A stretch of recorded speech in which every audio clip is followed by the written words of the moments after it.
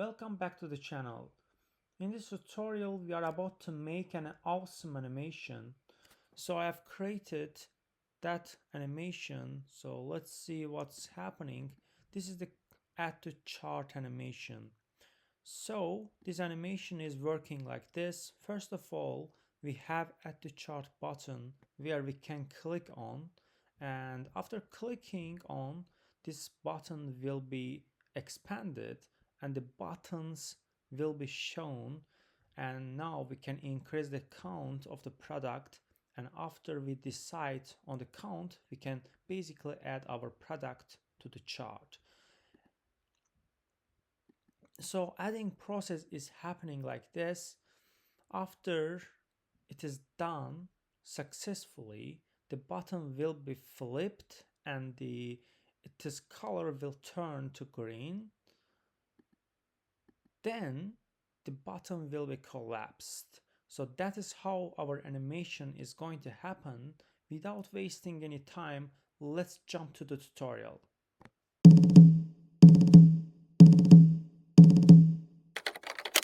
Before we start to implement the animations, I have to say that I'm not going to explain each part of this list view.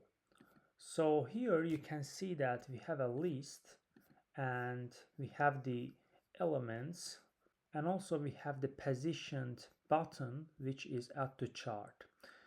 And you can see from the application single element widget representing this element, this container right over here, and each single element widget is used inside of the horizontal list view. And we have the positioned description info. So this description info is the button right over here, and we will be working on this description info. We don't need to worry about the buttons right over here or any kind of image or the tabs. Only thing that we are going to be working on is going to be description info. As you see in this video, animation is happening on this add to chart widget, so we are going to be working on that.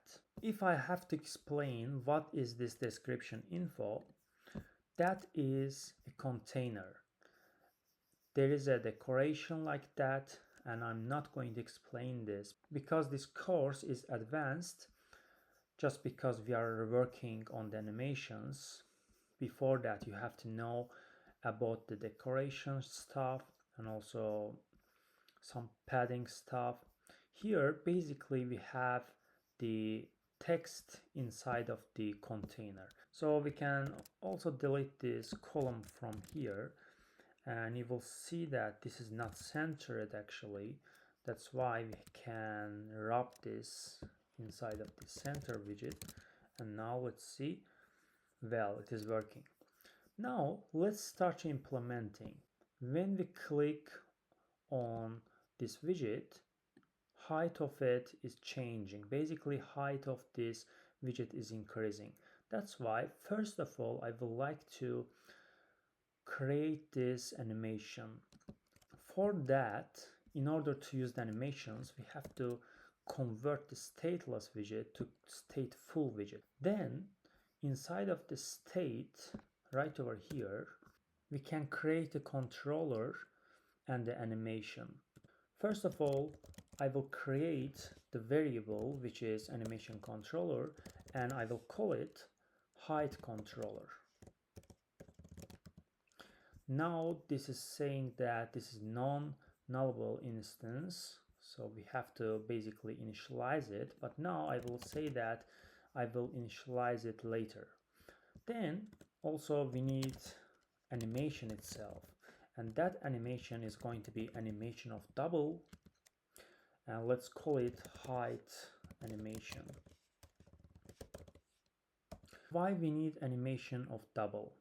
Because height of the container is the double, and just because we are going to increase it using the animation, we are using animation of double. So animation controller is going to be used to control the animation, basically resetting the animation or forwarding or repeating basically.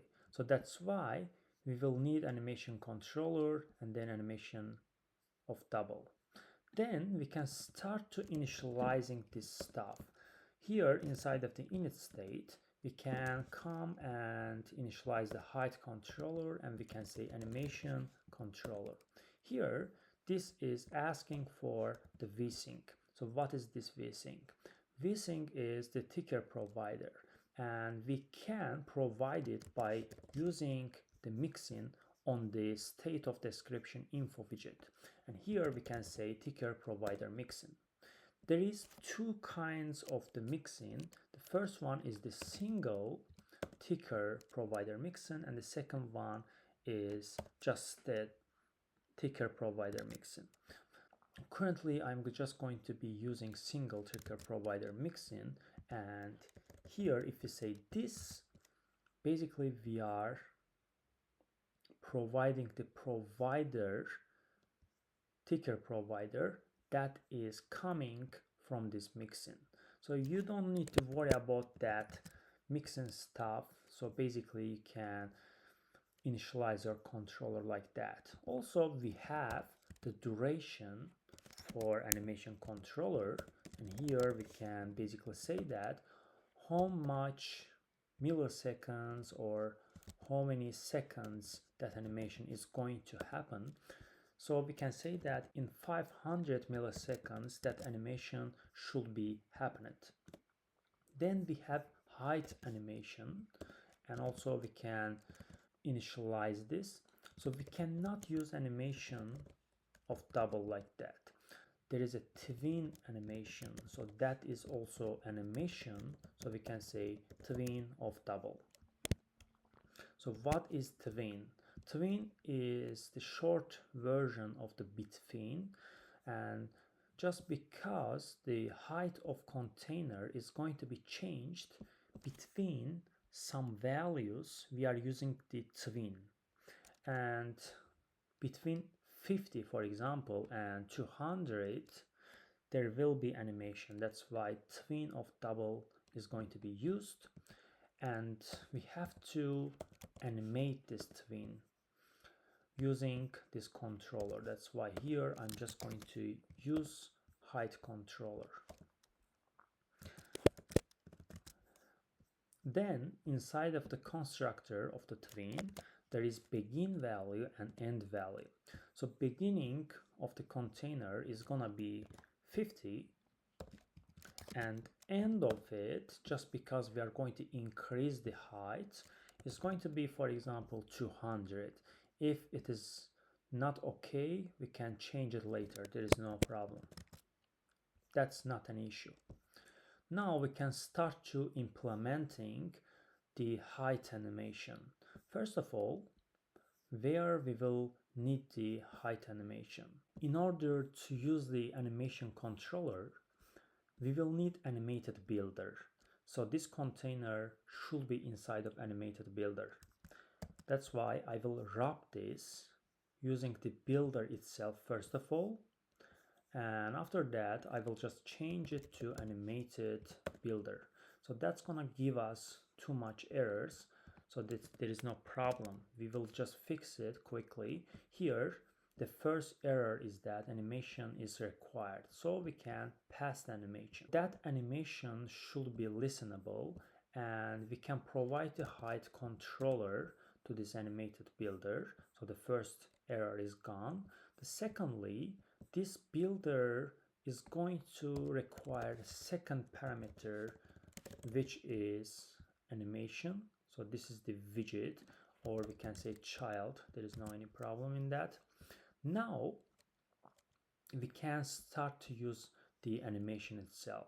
Here inside of the container, instead of 50, we can use the value of height animation, and value of height animation is gonna start from 50 and end in 200. That's why we can just simply say height animation.value.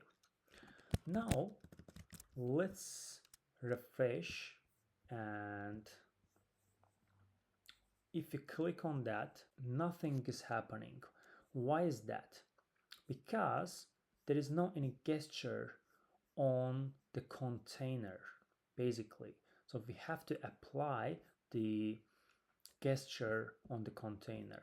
So we can come to the container and wrap it using the gesture detector. And there is on tap on the gesture detector, and now we can do something. On click of this button, basically I want to start my animation, and starting the animation or resetting the animation can be done through this height controller.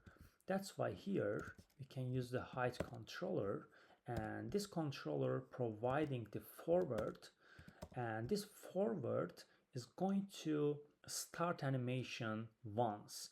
If we want to repeat it, we are just going to use repeat. But now I just need to increase the height of it once. That's it. So that's why I have to restart the application, and let's click on the button. Now as you see, this is happening. Height of the container is changing smoothly. So how can we change the curve of this animation? Here, instead of the height controller inside of this animate, I'm just going to be using curved animation, and parent is going to be height controller, and the curve we can, for example, say fast is to slow is out, so this kind of thing. Now if I click, actually I have to restart the application. Now if I click to this button, as you see it is starting fast, then slows down. If you want, you can actually change the curve of it and you can get different result. For example, you can say bunch out, and now you're gonna get different result. So let's try. As you see, different kind of animation is happening. Now let's keep this animation curve,